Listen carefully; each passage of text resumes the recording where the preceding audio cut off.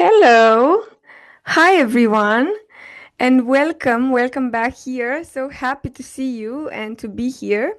Today's subject is actually one of my favorite, probably because it's a bit frustrating for so many of us. So I'm just gonna wait a few seconds for everyone to join. I see the participants are still joining. In the meantime, I'm gonna add in the chat the link to the Instagram hidden engagement driver report. So if you didn't read it, it's quite a few nice so my panelists are starting to join. I'm not sure why we have this picture as a background. I hope it's not disturbing for you, but yeah.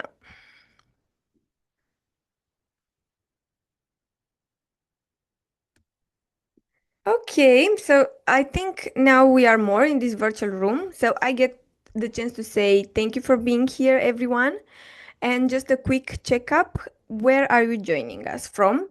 Let me know in the chat, let us know in the chat, because it's kind of amazing to talk with people from around the world. Oh, someone raised a hand. Wow, I didn't know you can do that. Hi. Amsterdam, California, wow, UK. Amazing. Wow, we are really from around the world. Amazing. So, if it's your first time with us, I am Miruna, your host and the social media manager at Socialinsider. Socialinsider, if you don't know, it's a social media analytics and benchmarking platform that helps you understand what's working, compare your performance, and build better data-driven strategies.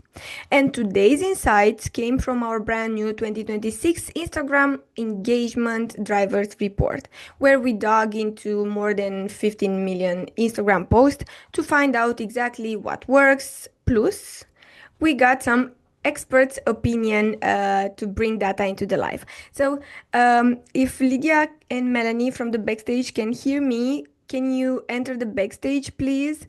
Can you enter the live session, please? And because I'm gonna tell the people about you. So everyone, please meet our marketing experts for today. We have Jelena Burcer here. She's a freelance social media manager, content creator, and social media tutor. Um, I'm sorry.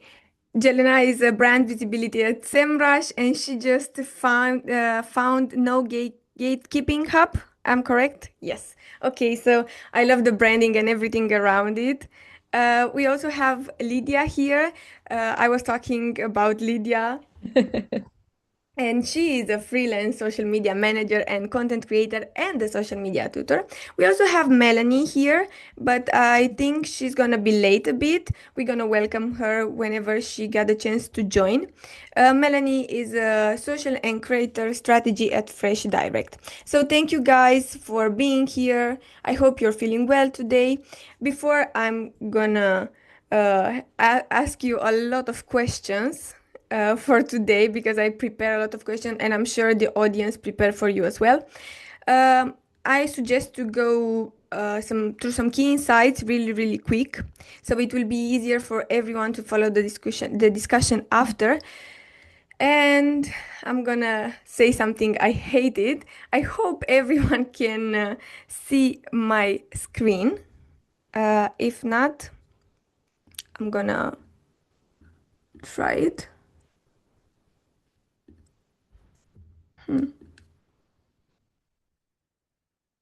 Can Jelena or Lydia help me to tell me if everything is working? I see it's loading. Okay. Yeah, it's loading. I'm not sure why. So, yeah, let's not waste more time. I'm just gonna tell you. So, the Reels drives comments and shares. That's the main key of the study. And Carousels drive shares. Reels drive more active interaction to comments. Reels are more effective at driving shares, and carousel convert engagement into save more effectively, generating the highest save rate. And I'm curious to know And if you want me to repeat, you can tell me in the chat. But I'm really curious to know if does this match what you're seeing in your analytics? If you're struggling with the same things, or I don't know, you can take a look at the numbers in our report. I put also the link in the chat, and tell me if this match with your analytics. Also, I just want to tell you that Q2 it's coming to an end, and if you still don't have a competitor's plan, we're doing the research for you. So I talk with my team, and we are doing a live for free. You can sign up for live office hours with Andrei, the co-founder of Socialinsider, and you will have a full exported report built in real time. You just have to tell us your competitors, and you can see how to do it, and you also will get a full report. I'm gonna put the link to the live session in the chat. Also, before we start, I want to tell you that you can get an Amazon gift card. So if you think today's live session helped you learn something, feel free to share it on LinkedIn and tag us. But please don't forget to tag us, because otherwise I can't see who posted. And you'll be entered to win a $50 Amazon gift card. Yeah. Okay, so someone told me I'm still seeing that my reels are doing better than Carousel. They reach new followers and receive more likes and comments. Wow, nice. So I'm gonna start asking some questions to my panelists, because they are waiting here so nicely. And we saw this pattern. I'm sure you also do. So engagement has changed. It become more complex, and to be honest with you, for me, annoying. I'm getting a bit tired of these new updates, but without a change to the real problems, like the low reach. Now I'm looking at you, my dear panelist, and I'm curious, what do you think? For example, every time Adam Mosseri posts something, someone comments, "We want the reach back." So I'm asking, what do you think? What do you think changed on Instagram in the past year? Well, I think the change has actually been better. I know it's kind of an unpopular opinion, but Instagram has started actually, from what I'm seeing from all the reports and everybody commenting, that it heavily prioritizes original content creation. And when you respond to direct messages, pretty much when you're active on the platform, and when user watch time, overall their engagement metrics like likes and hashtag, it prioritizes more now original content creation and direct DM sharing over that pretty much. Very important also for Reels, I would say, skip rate, watch time. It is heavily tracking those metrics to see how much people are like actively looking at your reel. And many viewers stop watching like within the first 3 seconds, I think. So capturing attention immediately is something that is more vital than ever, because I think a couple of years ago, a brand would post and it will like come, and their followers would see their content like right away, and they would have immediate reach over that time. But today it's kind of different. It doesn't go to your followers, but it rather goes to like a further network of follower of your follower of your followers. So it kind of goes and passes through. So it's more like, does an audience that isn't your direct audience pick up on your content? Because when they do, then you get a lot of reach. But sometimes that's great actually for creators, because a small account can suddenly then reach millions, I think. So it all depends on the quality of the content, and the reach is here actually to help us. But the reason that people see it hasn't been working is because only their content has been working in the past, because they had a lot of followers, if that makes sense. But now it prioritizes quality over kind of like quantity and how many followers you have. So small accounts can grow fast, and like large accounts can fall off just as quickly, even though they have like larger following. I want to ask, if Lydia has anything to add, to this. Yeah, Yeah, so I'm I curious also. completely actually agree with everything you said. I think the thing is, similarly to other social media platforms, Instagram's really followed into, it's kind of pivoted from a social network and has become almost more of a content discovery engine now. So it is prioritizing, kind of more original content. Reach is no longer about posting consistently. It's kind of, auditioned for throughout the algorithm. As you say, that is why, reels are performing really well. Carousels performing better as well. The algorithm doesn't really care about likes or follower counts anymore. It's more about optimizing the metrics such as shares, saves, reposts, etc., really showing the value of, if audience values content, Instagram is going to value it more rather than, posting aesthetic things consistently. Obviously, brands often built audiences back when Instagram was more about, it was more follower first, but those audiences are kind of a lot less it's deprioritized now because of the fact Instagram is pushing out reels and content to a more wider audience. So the reach isn't necessarily, coming back. The platform has completely pivoted and changed now.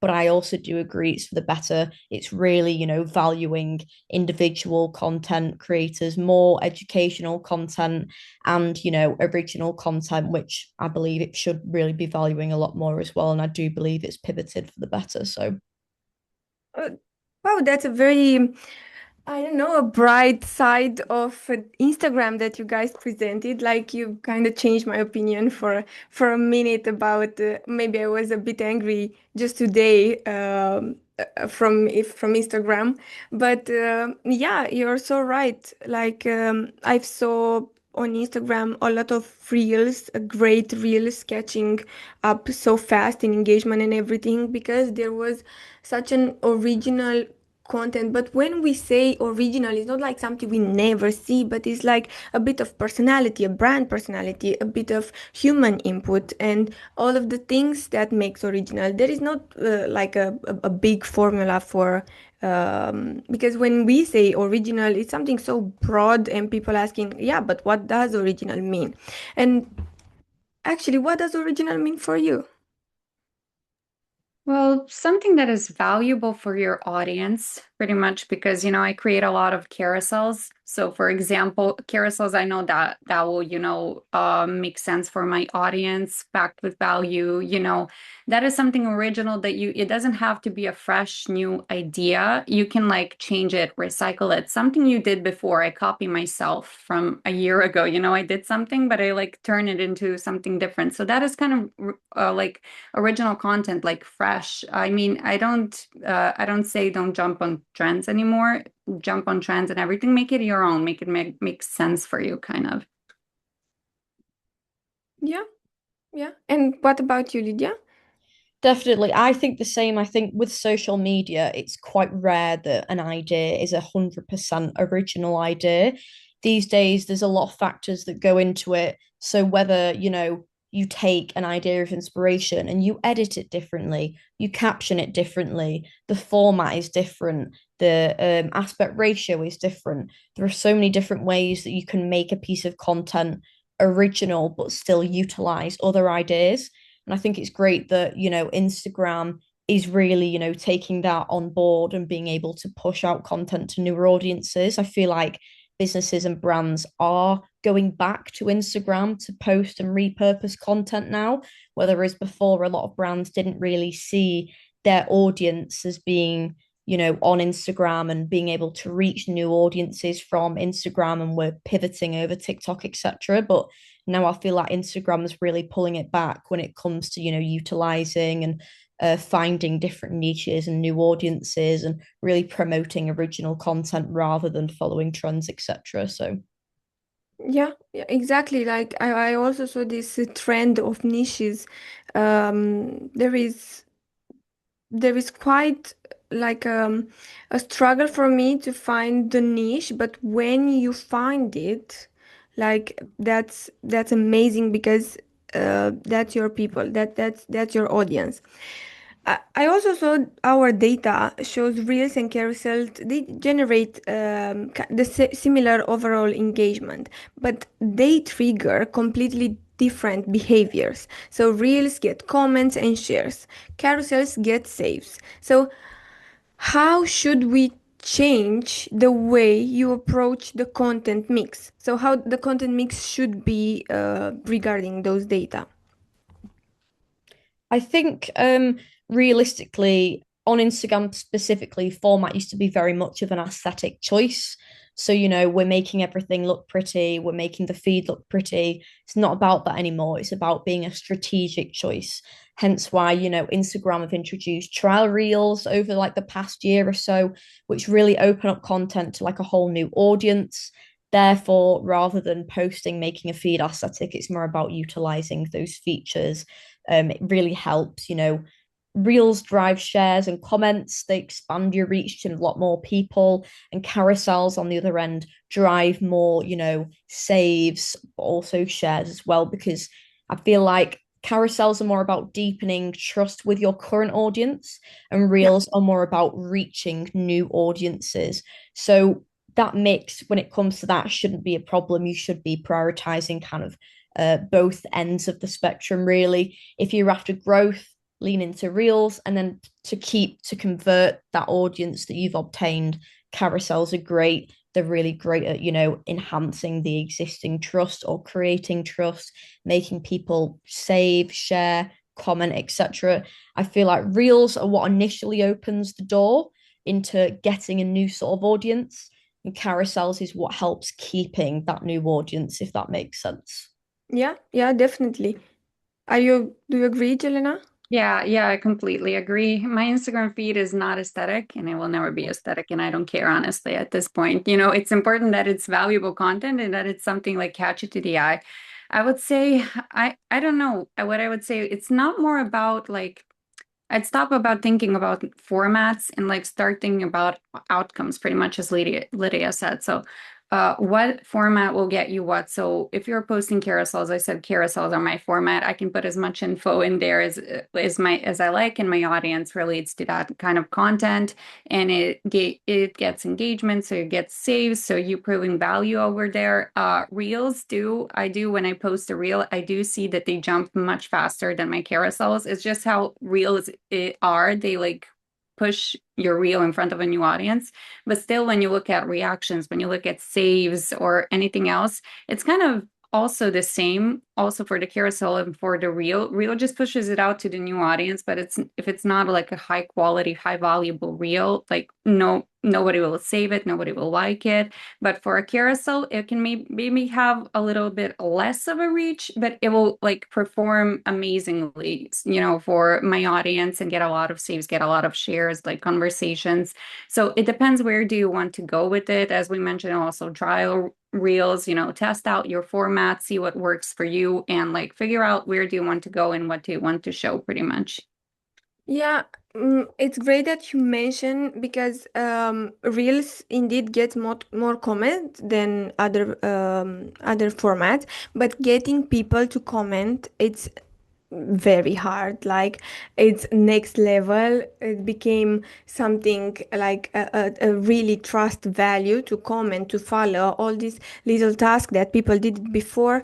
Right now they are show much more for your brand. So because you talk about a real being indeed you need to put a lot of effort in a reel. It's not that easy to make. Maybe you need a good lighting.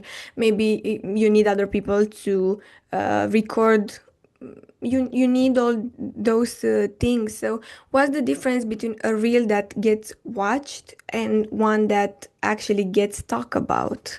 So, but let's say we don't have all this stuff. We're not a big brand and we don't have a lot of stuff. Um, what can we do? I would say always high value, shoot for that. But sometimes I will say one word like just so you do not like rage baiting. You need to kind of rage bait people, but not too much, just enough for them to comment, but not be like too mad at you, because you can share like 5 Instagram tips. Like people can say thank you, but I am much more less likely to like comment thank you on a useful post. I'm much more likely like to save it rather than, like comment on it. Thank you. What an amazing insight. Yeah, it happens, but it's pretty much rare.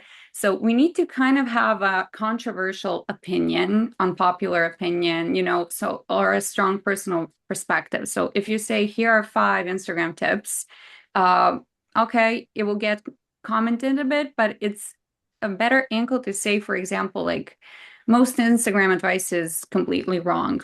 It works on every single platform because people are, okay, what am I doing wrong? What can I fix here? Or, oh my God, that person is completely wrong. But towards the end of the video, you can say, hey, it's not like completely wrong to do this, this, or that, but better to do this. So you do not make anybody angry or upset with it. You need to kind of balance it, and always start with a hook of some kind. So exactly like you are doing this wrong, rage bait them a bit, make them comment, make them share their opinion. I do this all the time. I also post on Instagram and I also post on LinkedIn. So I say on LinkedIn, hey, you're following these steps wrong. You are not doing LinkedIn right, for example. And then they like scroll through it because they need to, because what am I doing wrong here? And then they comment, oh, that actually makes sense because I do this, this, and that. And they kind of share their opinions. So you need to hit like somebody's, determine your niche, see what they will care about, and pretty much target that. And what will they share with me about, about this post that I don't already know that they may be doing? So something that will make them, kind of comment. Okay, so it's kind of gentle parenting with your Yeah. audience. That's very nice. If someone is asking us in the chat, how many trial reels is better to publish during the week? Do you guys experiment with trial reels? Do you have like not a secret formula, but something you tried and worked for you? So maybe we can give an experience answered. So I've not experimented with trial reels like hugely. It tends to be, here and there because I tend to find that trial reels really focus on finding a new audience. But I feel like it's important to post regular reels to keep interacting with your current audience as well. It's really important to do both. Honestly, it depends on your content calendar, on your content schedule as to how many you make. Say, for example, if on your content calendar you want to post 3 reels a week, don't make all of those trial reels just because you want to make sure that you are still hitting and establishing further trust and letting your current audience know you're already there. For example, if you were posting 3 reels a week, I'd probably say have one of those as trial reels, just so that you're getting that new audience reach, but you're also posting enough to make them stick around as well as letting your current audience know that and your existing followers that you are still very present. Okay, I hope this answer your question. Um, what I also want to mention before we get to the next question, I'm sorry we had some technical difficulties also with Melanie. I want to announce everyone that she cannot join anymore. Maybe in the next live session, I'm gonna surely invite her. But we also have some technical difficulties with sharing my screen, so I could not show you the data. But let me tell you that the safe gap between carousels and like single image, it's a massive one. Carousels get 37, it's a median, and image get 10. So it's a bit, it's a lot. So what I am really curious to know is what is about carousel on Instagram, this format specifically that triggers the save instinct. I know it can be like the educational format, but how can we replicate this into a reel, let's say? This psychology behind the save carousel into a reel. Can we do that? So now we're gonna have two. We're gonna reach new audience and maybe we're gonna get save. Can we do that? What do you think? Yeah, so I think that often the save kind of instinct of carousels is triggered by something called future utility. Often in the space of carousels, there is so much information on those slides, so many ideas. It's more to unpack than just one graphic. That is why people save it. They go, I can't retain all of this information, but it's useful information. I want to come back and look at this later, so I'm going to save it. That is how they earn saves. And a lot of the time, they are kind of reference checklists. So they're, 5 tips you need to know, things you're doing wrong, 10 ideas, step-by-step guides. You can control the pace of them. It kind of feels more like a resource that people want to save to then come back to refer to, compared to, often one standalone graphic, which is only, stating one idea, one point. It's all maybe in the caption. That's why people kind of share and save carousels a lot more, because of the kind of future utility nature of it. They want to be able to save that so they can come back, redigest that information all over again, maybe action a different point the next time. This kind of this is kind of you know, replicable in reels, so to speak. Five things, here are five things you need to do, save this for next time. I noticed that on carousels and reels sometimes is a massive call to action, really prompting people to save it so that they are able to digest that information at a later date. Obviously, you can carousels own the save metric, really, just because people can go at their own pace. A reel is kind of directed at your pace. A carousel, people can engage, digest in certain areas of information at their own pace, can keep referring back to it. It's very structured. And I just think that is why the save rate gap between carousels and images is so high, because of the sheer amount of information and the kind of referenceability of it. Yeah. Yeah, I like this opinion, and I like what you said about the last part of a carousel. That's actually my favorite. So every time in the like it's a call to action, I'm saving, I'm doing something, I'm there, and I want to share it to a friend or to someone. But the thing I want to follow up for this is like sometimes as a user, I know I'm not my target audience, but as a user, sometimes I like to share things that are so um, specifically to me, like I can feel it or I can send it to my friends. So, but when it comes to saves, I want to save them because I want to learn something from them, or I want to use it for myself. So these are my two triggers. And I think it's very important to find your audience triggers. What triggers them to save or to share, or these engagement drivers. So it's always, in my opinion, about triggers. And I know what triggers me, but it's very hard to find what triggers everyone in my audience. So do you have a recipe for how can people find those triggers? Like, what can we do? Well, for Well, starters, a call to action is sorry, a call to yeah, action yeah, is call always to like a action. huge trigger. So, sometimes people do need to be told directly what to do. They Okay. scroll and they think, what's next? Sometimes you do need to kind of directly tell people what to do in the form of a really strong CTA. Okay, so do you think it's a great idea to try with multiple CTAs to see what's kind of the recipe for your audience? Or do you think we should research more into what are the interests or I don't know, things that people in our ICP like the most so we can use it as a call to action? What do you Well, I don't think there is no like perfect recipe. I would focus on one type of audience. You can have a lot of, different audience members and everything, but there is no like perfect recipe.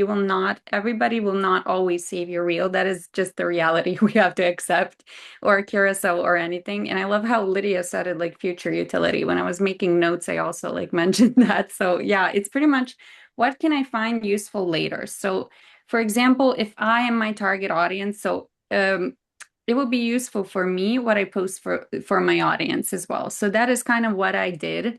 So, but this doesn't always happen. It's kind of like a perfect mixture if it happens. But yeah, so how I look at it like this, like how often do I like bookmark a website? Now, why do I bookmark it? What was my reason behind it? So there is a specific sentence, for example, or an image I want to share, or a metric that I want to mention next time. So exactly, it's like a future utility you want to save and have in your notes to come back to tomorrow or like in 2 days, 3 days. And I would say to have one clear, direct CTA, there is no like, if you like transfer them to five, six different, CTAs, or they need to go to 7, 8 different websites or whatever, they're more likely to lose interest in what you have to say. So speak to one person. It's even if you have like a 1 million people, you're speaking to exactly one person because they are your target audience and you have one clear CTA for them. So it's better to always target your audience and gain like more audience members that way, more followers in that niche rather than posting for like everybody have random CTAs, and everything else. So that way you can always overwhelm yourself and try to hit like many different targets when you should just like focus on one in my opinion. That's what works best for me, like focusing always on one. So and looking like why would I say this? Why would I save this? Why would this person save that? And just kind of try to get into the psychology, but we will not always like make it right. Not everybody will find your content useful, and that is completely fine as well. Yeah, thank you. Also, do you want to say something, Lydia? I No, interrupted you? no. Okay, Great, sorry. great. Okay. It's very hot in this room, and I'm kind of dizzy right now. So, because we talk about a bit about images, and I don't remember last time when I posted a single image on Instagram. I don't know if you do, or if the viewers do, but I don't remember. So that's why probably images have the lowest engagement rate across every single format in our study. So the lowest comment, the lowest saves, the lowest shares, everything you want, images have it. But let's say, is there a legitimate strategic reasons to post a static image on Instagram in 2026? So when should we do it? What do you think? I wish it was again like the good old days back in 2016 when you can just like throw on like a Nike hoodie, grab Yeah. a Starbucks drink and like take a photo and make it aesthetic that it matches your feed. And all of a sudden you have a 1 million, 2 million likes. Yeah. Oh, good old Yeah, all 2016. good, Like good old their days. eyebrows on Exactly. fleek, highlight everywhere. I wish it was just that, but now we have to like pack it with value in like 10 images. Oh my God. But if 2016 saw us today, they would not believe this. But yeah, images kind of lost their value because we cannot fit that much into an image, how much we can fit into a reel or into like a sorry, carousel. But images are important kind of for like brand storytelling, if that makes sense. So when you make a new feature or something, or for example, I'm joining a webinar today. So that is what I do it when I post an image, kind of like more brand building, more kind of storytelling of my whole profile. Images, are more like, hey, somebody like scrolls, sees my image, okay, likes it. Or when I go somewhere, my personal feed or just post an image, oh, hey, I'm on vacation or whatever. That is when I post images. But even then, people always post images as a carousel so people can scroll. They just find it more interesting. And it's just the metrics because it's simple. Images have less time spent on them because you don't get to scroll them. You kind of just like scroll past it. But on carousels, you have to spend time. On reels, you have to spend time as well. So it kind of makes sense. But it is good to post them, for brand building or anything you want to post as well. So any announcements or, joining a webinar, like event or something, that is good. Like a clear, like CTA on like the first page and just like do it. But for any kind of value or anything that you want to share kind of relevant with your audience that will help them, I would go for a carousel or a reel. We simply like can't put it in an image. And I wish 2016 was back. I wish I do. Yeah, yeah, same here. I was a big fan of Instagram in 2016. Now, not The any. old logo and Yeah, everything. and everything and the retro filter. That's Oh, amazing. I loved it. But yeah, times has changed. We change. Everything around us change. We have more AI around us. Everything is pushed to maybe some, I know, paid campaigns. I'm not sure how much organic matters anymore. But what do you think? Does organic Instagram still exist? Yeah? I think it dropped off for a little bit for sure. But now, I say off the back of the success of other platforms, it is definitely like Instagram have definitely made an effort into making organic content on the platform a lot more searchable, a lot more prioritized as well. There are a lot of ads, don't get me wrong, there's ads everywhere, but I do feel like Instagram has definitely upped its game when it comes to prioritizing organic more. At the end of the day, organic content can lead to, investing or purchasing a product just as much as paid can. A lot of people nowadays, I feel like, really value the authenticity of organic content. They would trust it more than an ad. There's equal amounts of opportunity with both to be able to, leverage a product or a brand when it comes to sales and revenue. So I do feel like there's definitely still a massive place for organic. And I do feel like it was lost a little bit on Instagram. It's definitely on the bounce back now. Yeah, yeah. I kind of feel the same thing, but also when I see ads on Instagram, I don't recognize them from a normal post, like from an organic post. Ads became so personal, so I know authentic that Seamless. yeah, yeah, I can't if I click and say, "Oh, that's an ad," it gives me on another platform. Just then I realized that. So it became so different, then I cannot recognize an ad from an organic. So that's why the battle is so hard right now. And I'm gonna stop for a second with my questions because I someone just asked in the chat 3 questions, and let's say if we can find an answer to help. So Gagana, I hope I pronounced right, said, "Thanks, Jelena, Lydia, and Miruna. This is all super helpful. Thank you. So I have a few questions which you can answer at the end. But we can answer now, so let's not wait till the end for the great questions. Our report suggests different formats drive different behaviors. Yes. Should brands be moving away from engagement rate as a headline KPI and instead optimizing for the action that align with their objective? What do you think? I have an answer, but I'm gonna let you first. So who wants to start? Yeah, should I ask again? I don't Oh mind. no. Oh yeah, sorry. Ah, do you think brands should be moving away from engagement rate as I don't know, the main KPI and instead optimizing for the action that align with their objectives? So I guess for many brands out here, engagement is still a value metric, and they have to report to the executives or CMOs or everyone that needs to see how successful the strategy were in social media. But I think the question is, should we convince someone engagement maybe is not that important anymore, and maybe we should focus on something that align with our objective? Because we talk earlier about reels that gets new followers. Let's say that's an example. So if my goal is to get more valuable, maybe I can focus on I don't know, some saves for reels, some shares maybe. I think that's about. What do you think? I think no, honestly.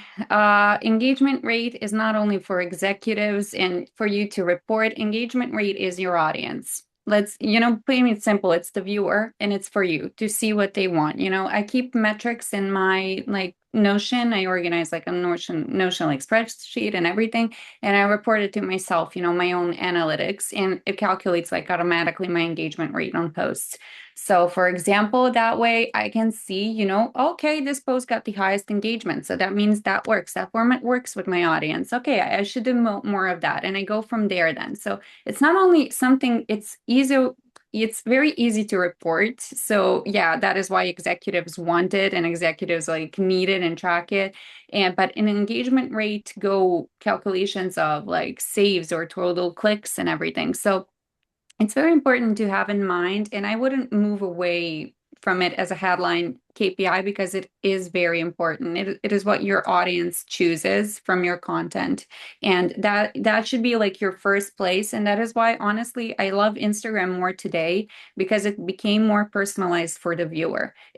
That is why ads are so like nicely packed into we can no longer, as content creators, when I do a brand partnership, I can no longer just say, hey, buy this product like they used to do pretty much. They were like, hey, I got given this like coffee. Like I got like given this glass from a brand, like purchase it. That used to be ads. Now I have to create like a 1 minute video, like taking you through my day or something, and like spontaneously kind of implementing that glass into my video. So it kind of seems like personalized, or other people will like not look at it that much. So engagement rate is always important to see how you are doing with your content and what kind of content you should target to your audience next as well. Okay, I hope this answered to the first question. And I'm gonna ask the second one, and Reels outperform for comments and shares. But do you think that's because of the format itself, or because brands naturally put their most entertaining and emotionally driven content into Reels? Well, that's true. I also think that Reels are more emotional, more entertaining, fun. I would prefer, like, I laugh a lot when I'm looking at reels, even from brands, because they are like human interaction, let's see, in an office. And what I'm trying to do all the time to stress my colleagues to do videos with me for reels and make them in a lot of weird trends and everything. So indeed, it's more interacting and maybe more emotional. But do you think the comments and the shares are because of that, or No, I because mean, of the algorithm itself? Sorry. I'd personally say the latter. I do think because of the content Reels format allows, a lot of brands, companies, businesses are putting their most entertainment and emotionally driven content into Reels because at the end of the day, a lot of that you can't portray those emotions, those reactions. You can't really do a skit very well on a carousel or a post. You can't really do, a prank very well on a, carousel. Reels really lend itself to specific topics and types. And I do feel like brands, really lean into that. And that is why that they outperform when it comes to comments and shares, because they can put that sort of content in a real format and it makes it a lot more easy to digest. And I do feel like the content that can be put in reels is often a lot more, humorous, can be a lot more relatable. People see real people face to face rather than just in an image and think I can relate to that person a lot more. They're a lot like me. I find this a lot, funnier. I feel like reels definitely lend themselves to a completely different segment of content for businesses and brands. And that is why they do get, they outperform when it comes to comments and shares rather than the fact that they are purely video compared to imagery. Yeah, yeah, yeah, yeah. I totally agree with it. And we have one more question, but I'm gonna leave it to the end because this is more a question for Social Insider team, and I'm gonna answer to the end because we still have a few more questions about Instagram. And what I want to talk about, it's like a not really a controversial subject, but I've seen a lot on LinkedIn talk about it. So it's about dark social. Are you familiar probably with this concept? The shares and everything that happens in DMs, group chats, private message. It's uh, for my side is the strongest signal that your content resonated with people. Like I said earlier, I like to share things to my friends or my family. So how do we build as a professional a strategy around something that can fundamentally never measure? So I don't know if you, Lydia, for example, shared my post to a friend, a colleague of yourself. So how can we build it? On what tactics? What do you think? I saw somewhere, honestly, a post like about dark social, and it had 3 points. You should build it if it's something that says, "This is so me, this is so you," or "We need this." So those are like three important points that will get like shared across everything. So when I'm scrolling through reels, being bored, what reels am I sharing? I'm sharing reels like to my friends, like to make fun of them. Hey, this is so you because this funny thing happened to this person, or this is so me, or we need to get this. Oh my God, when like a brand does good marketing, like for their product or something, we absolutely need this. But it is rare and it is ultra specific and it cannot always like match your content. So for example, I talk about, marketing growth and everything. So I don't make like comedic content. So the best pages that we see do really well today are like meme pages, like creating funny reels and everything, because they do get a lot of shares organically and they send it to like DMs and everything. So I would focus on those like 3 points. They're pretty simple. Something that would relate to someone, and someone can say, "Oh my God, that is so me." Or that is so like you, or that is we need that. So, or example for horoscope pages, or any kind of niche, you can find something that can, click with some people that will be shared, for example. So as long as it's highly valuable or like something funny or something that can, pretty much match your team, follow those three things and you will like perform very well in dark social overall. Okay, do you, Lydia, have the same opinion or do you want to say something differently? 100%. I mean, you're never going to be able to build a strategy around something you can't measure. The only real way you can sort of measure on Instagram is, a lot of people have, the little, paper plane where you can see how many people have shared something. But at the end of the day, I think people really underestimate dark social as a tool for brand visibility. I think people forget that when you share that video or that reel with someone else, it introduces them to perhaps a brand, a product, or a service account they never would have otherwise come across. That can easily trigger them to follow a specific page, become a loyal customer, a loyal follower, interact with them as well.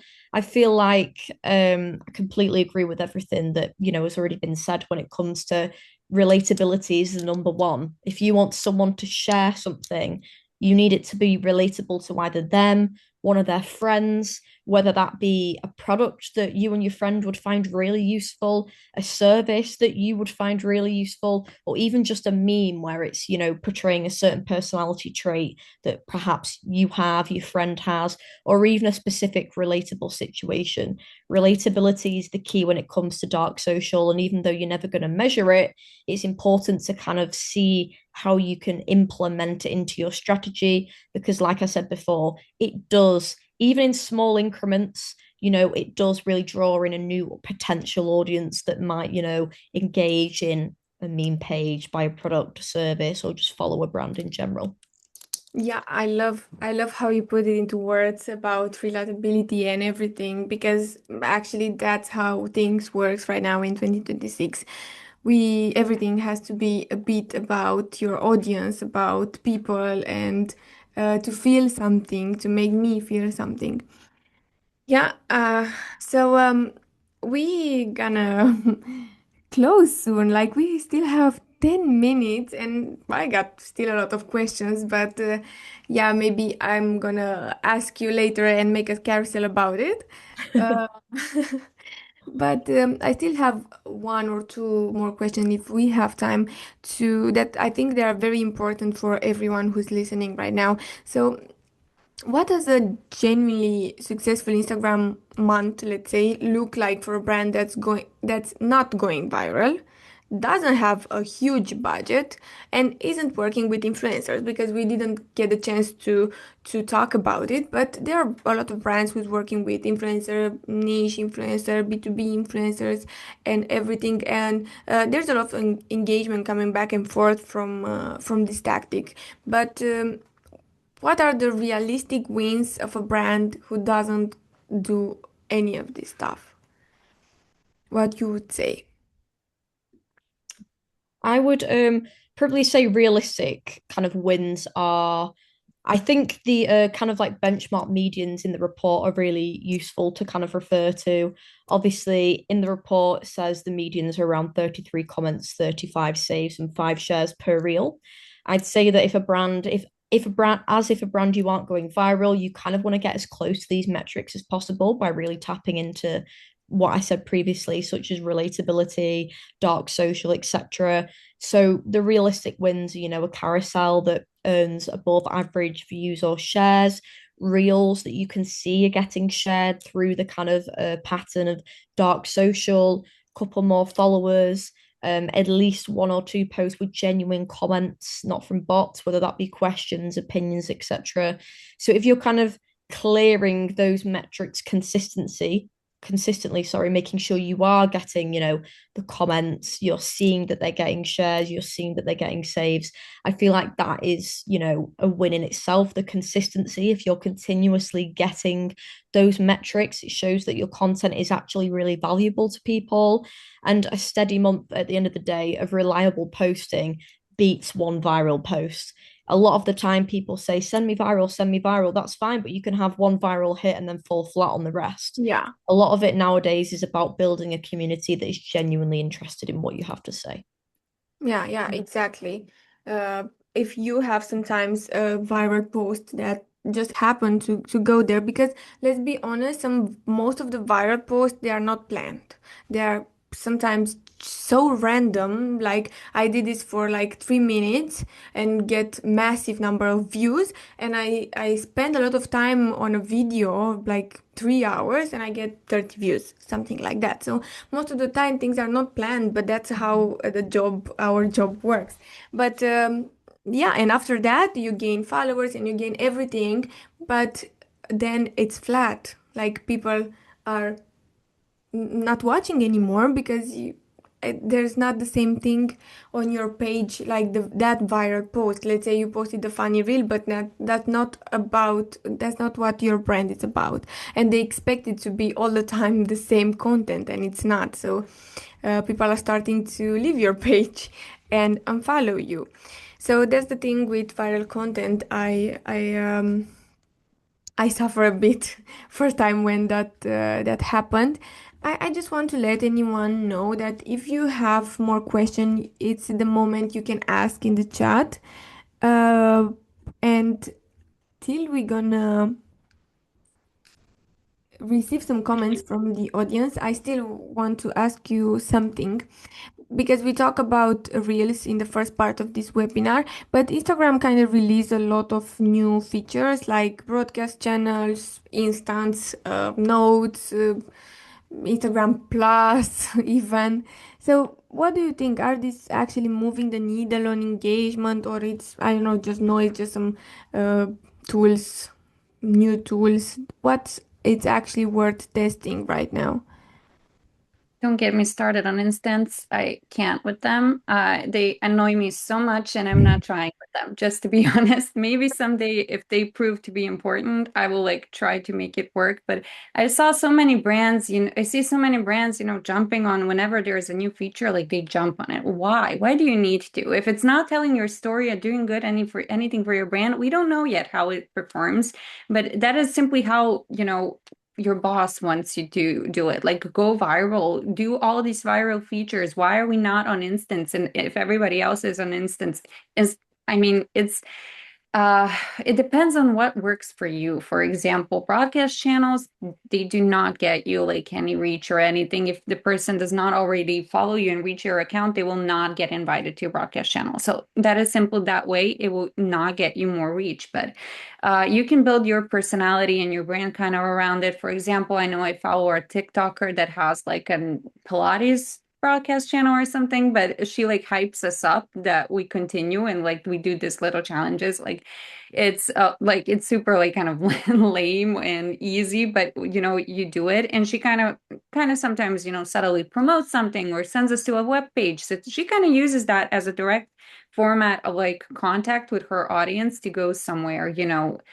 Also, I would say for you know, trial reels. I would try trials it because I've seen I didn't mention this earlier, but I do trial reel almost for every of my reel and it does work. I always post it to my audience in like 15 to 24 hours because I usually see how it does with someone that doesn't know me. So because my friends, follow me and my friends will like my posts. So I like try to test it out on other people. Like, okay, hey, let's be realistic. What people will say about this? Will they like it? And then I post it to my audience. So it depends everything about what works on your brand because not everything will build reach and not everything is for like building reach. It's about building trust with your current audience that you have. Let's not also take that for granted. So I think, you can post instance if that works for you, if that's fun for your audience. Yeah, sure. Why not? Let's try it. But you do not overwhelm yourself with all these different channels. Focus on what is important for you in your brand. I wouldn't like to see, instance, for example, from like some brand, like I don't need them. They will just annoy me in my DMs. So it depends. Yeah, yeah, yeah, indeed. I'm gonna interrupt you because we got a question in the chat. What do you think about AI generated content on Instagram? Does it perform better or worse? I think neither, to be honest. I think in the kind of day and age that we're in, AI content is being utilized a lot and almost praised quite a lot as well. I think AI, part of it is that AI doesn't get everything right. So a lot of like reels, for example, that are curated by AI are funny. People share them because they're not right. You can tell any kind of wild story using AI and post that. A lot of them, go viral. Some of them are so bad that they don't get any traction. When it comes to the likes of carousels, I do feel like some AI, it is very obvious. I've seen a lot of those typical AI chat GPT posters out there that are being utilized by brands who have little to no budget. Personally, I think that kills your brand because it's very obvious that you've not put in, the work to do it yourself. But I do feel like the way AI is progressing these days, even with carousels and imagery, can produce really good results that give more engagement. Some of it will fall flat, just like a normal, Canva produced image will. Reels, I'd say, if anything, sometimes Reels can perform a little bit better because, like I said, AI can tell any form of wild story that will make people laugh at or want to share. And they can also just look awful and make people laugh at them anyway. I don't feel like they perform particularly better or worse. I just feel like they're another kind of category or content that is in the running to, compete with engagement and things like that. So I don't think either. Yeah, completely agree. Completely agree with you, Lydia. And I also saw all these reels with AI. Sometimes they are so catchy, like when I'm brain rotting in bed and I'm like scrolling on reels and I've seen these AI generated reels. I'm staying there and I'm watching the full story.